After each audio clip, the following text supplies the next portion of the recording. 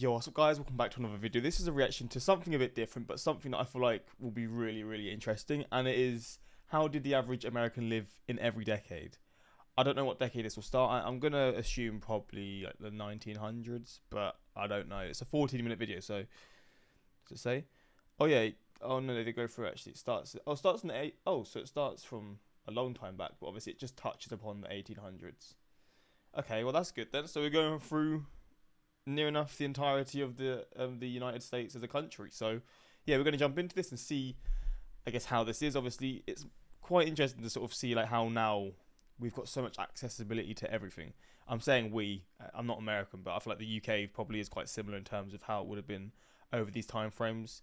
Maybe the US was better at certain times, and then the UK was better at certain times, especially in like the earlier parts. But even in the UK, like having the accessibility to food that we have, even during like just from World War Two, like when there was rations and stuff, like yeah, the accessibility to food has not always been like that, and it just makes you realize how lucky you actually are, or we are, to be in the position now that we are in these countries, especially in certain aspects, like you can just eat food when you want, and just other things, of course. Obviously, there's some negatives as well, but yeah, it'll be interesting to see what this video shows us, and yeah, let's just jump into this reaction. American lived in every decade? From the founding of the nation right up to modern times, are we really better off now than we were back then? Hi everyone, Ken here. Hit that I'll subscribe answer my button and let's question. explore this house. From the late 18th century through the early decades of the 19th, life in the United States was marked by a rough simplicity that seems unimaginable by modern standards. Imagine a young family in the 1780s living in a small wood-framed house. That's a really interesting home. Very creepy, but almost. I do actually like it. Although, why is there no windows in on the second floor? I don't know, but that's a really interesting house. With just 2 or 3 cramped rooms. Their home might stand on a patch of cleared land surrounded by dense forest or rolling fields. Odds are, there are 7 or 8 children or more, plus a grandparent or two, all sleeping in shared beds or on straw mattresses in a drafty loft. Privacy is a luxury Straw they do not mattresses. expect. Everyone gathers around the same fireplace for warmth, cooking, washing, and conversation. Most Yeah. Americans in these earliest years were farmers. Some owned their land outright, while others were tenant farmers paying rent in either labor or produce. With no electricity, no running water, and only the faint glow of candlelight or oil lamps, life after dusk quickly descended into near darkness. Colds, fevers, infections, and complications from childbirth routinely claimed lives, driving the average life expectancy down into the God, life even just 200 years back must have been so damn hard. mid-30s or even the early 40s. Even so, people pushed forward day by day, fueled by the ideal of a new nation and the determination to carve out a living on whatever patch of earth they could call their own. Most fell into what we would now label as the lower class, toiling primarily to ensure they had bread and porridge on the table, a roof that did not leak too much, and clothing sufficient to keep out the winter chill.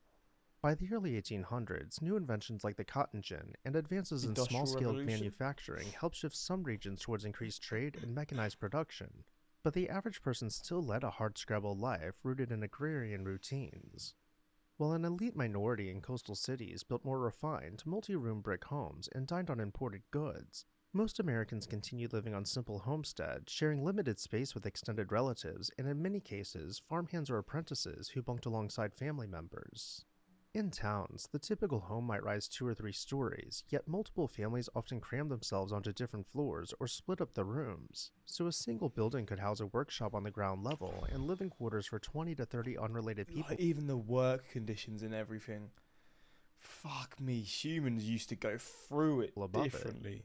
Diets leaned heavily on cornmeal, salted pork, locally grown produce, and seasonal fruits when they were available. Yeah, because you can't store food at this point in time, can you? Because you've not got like no way. You've got no way to keep it cool and stuff. So you just got to get through it or salt it extremely to extreme amounts, right? Because I think that preserves it for longer. A sudden drought, a harsh winter, or a cholera outbreak could topple an entire household security in the blink of an eye. Doctors offered only primitive treatments, and diseases like smallpox or dysentery tore through communities all too often. Despite the general hardships, America's population soared, especially as immigrants arrived in port cities and either settled in growing urban neighborhoods or ventured west in pursuit of cheap land. This westward movement was built on the promise of personal land ownership, which remained a powerful dream for many poor families. Still, even those who managed to buy or claim land had to endure punishing conditions in areas lacking roads, markets, schools, or even medical help. Surviving on the frontier demanded endless labor from sunup to sunset and forced people to adapt to a daily grind that was physical, isolating, and susceptible to every whim of nature. As Yeah. the 1800s rolled on, the nation's character began to shift under the weight of industrialization. Factories sprang up in places like Lowell, Massachusetts, employing young women lured from rural villages by the promise of wages that could support their families or help them save for marriage. These mill girls, as they were called, resided in tightly packed boarding houses. Privacy was minimal, though some boarding houses advertised better conditions than cramped city tenements. Meanwhile, in large urban centers along the East Coast, the poorest residents, often newly arrived immigrants, squeezed their entire extended families into single-room flats, using communal outhouses and collecting water from shared pumps in cramped Fuck. courtyards.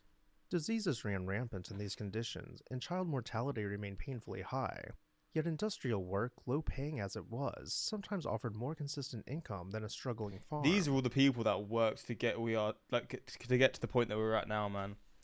Like, obviously this is Americans, but the UK again. I feel like the UK was going through exactly the same sort of thing at this point in time that this was happening in the US during the Industrial Revolution. But like, god damn, just and the thing is, these people probably had it a lot better than people 200 years before them as well. Obviously, maybe not in America because there was no people there, but in the UK, it's just yeah, we've definitely got it a lot easier thanks to people putting in a hard graft during these times.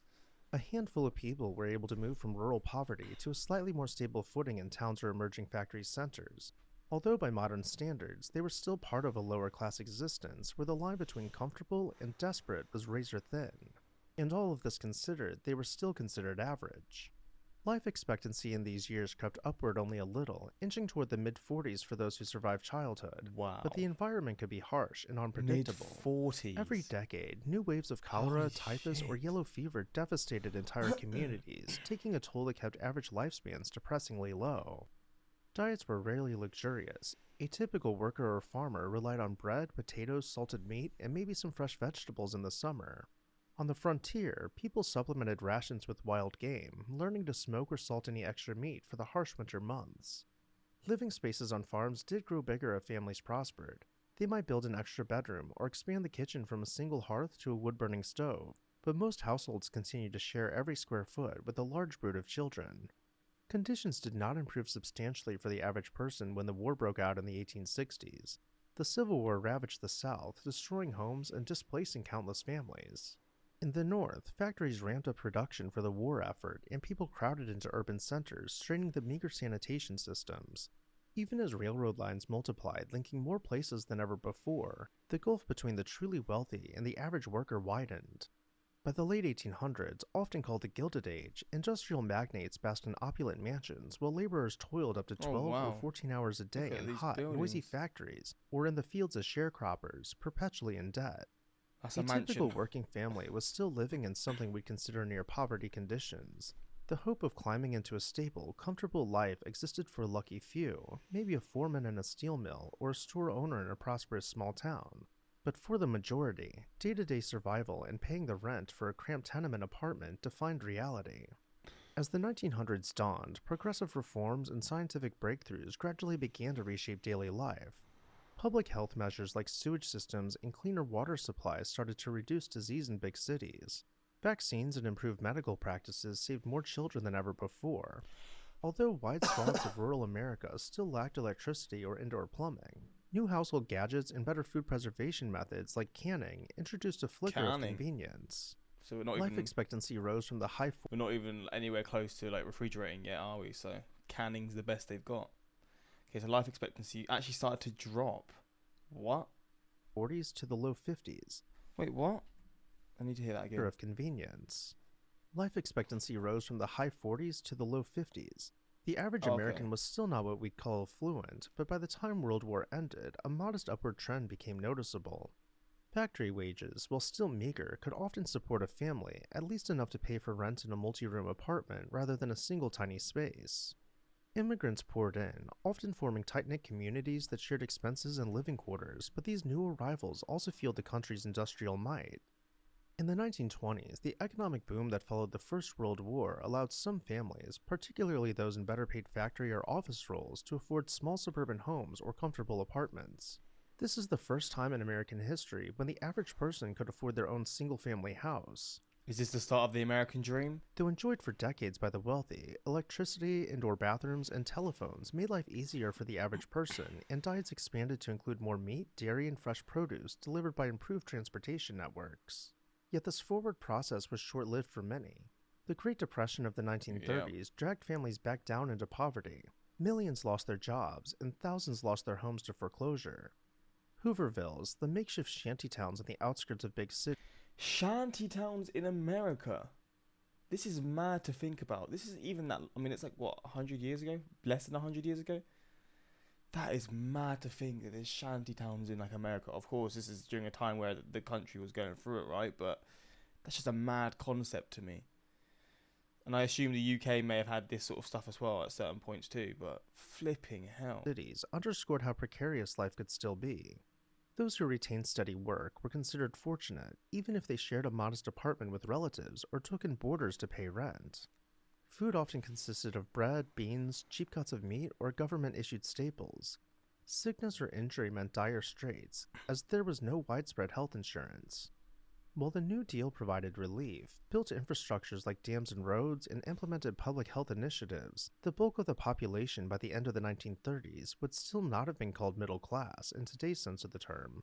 The more realistic label remained working class or lower class, with a few small improvements in housing, sanitation, and wages.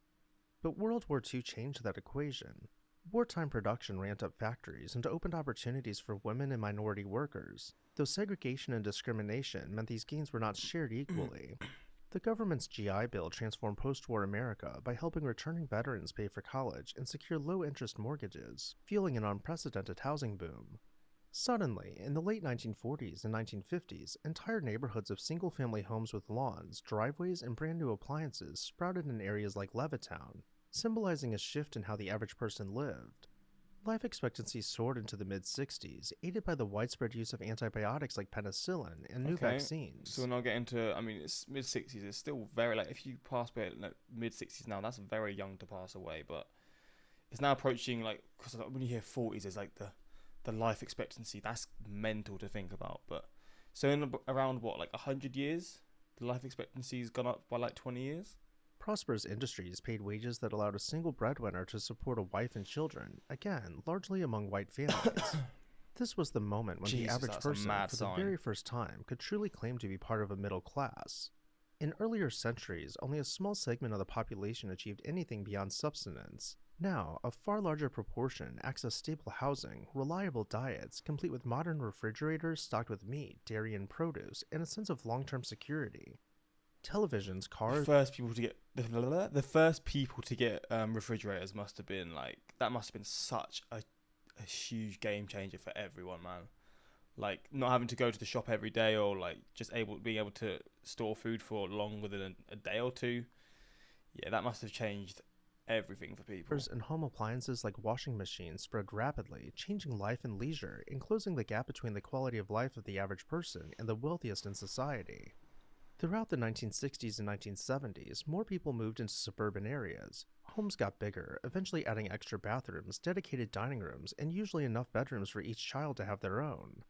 Though cities faced new challenges, pollution, crime, and decaying infrastructure, continued medical advances such as the polio vaccine dramatically reduced or eradicated diseases that had once been crippling. A typical suburban family no longer had to worry about a child dying from smallpox, and maternal deaths in childhood plummeted due to improved care. By the 1970s, although inflation and oil crises pinched the economy, the expectation that one could own a car, buy a single-family home, and send children to college had become the new normal for the average American. Life expectancy pushed into the 70s, reflecting better overall health, improved healthcare, and lower rates of dangerous infectious diseases, though Okay. chronic illnesses like heart disease, cancer, and obesity-related conditions took their place as leading causes of death. Mm. In the 1980s and 1990s, the average home size kept growing, reflecting Americans' desires for larger kitchens, multiple Well, I guess bathrooms, because they're strongly associated with like older age as well, those sort of conditions. So I guess with the advancements in health and allowing people to live for longer, then that then increase the chance of people experiencing those things the older they get, right? So I guess that does make and sense. separate bedrooms for each child. Personal computers began sneaking into middle-class households, at first as simple home terminals, and eventually as full-fledged, internet-capable machines by the mid to late 1990s. Meanwhile, more Americans found work in the service or tech sectors as manufacturing jobs started to wane in some regions, mostly being shipped overseas. Healthcare became more sophisticated, though it also grew more expensive, and insurance was often tied to one's job. Nevertheless, life for the average person remained a world apart from the daily struggles of earlier centuries. Supermarkets sold fresh produce year-round, freezers allowed bulk storage of meat, and microwaves provided effortless meal preparation. Yeah, Poverty was still a reality for many, but the baseline for poverty was often better, materially speaking at least, than the daily existence of an 1800s homesteader. The concept of 100%. being middle class had become so common that most Americans identified with it, even when income levels varied dramatically. When the new millennium dawned, the housing bubble that formed in the early 2000s allowed a broad segment of the population to purchase homes they might not have afforded otherwise. That bubble burst in the 2008 financial crisis, leading to foreclosures and rising unemployment. Yet the long-term trends still pointed to greater amenities and comforts compared to any point in history. By the 2010s, smartphones, fast internet, and online shopping had woven themselves into everyday life. The average adult could look up health information online, order groceries for delivery, or even work remotely, a concept unimaginable for a 1770s family struggling to light a candle in the evening. Yeah. Meanwhile, life expectancy climbed into the mid to late 70s for men and around 80 for women. Diets became more varied, offering everything from fast food to organic produce to specialized vegan or gluten-free items.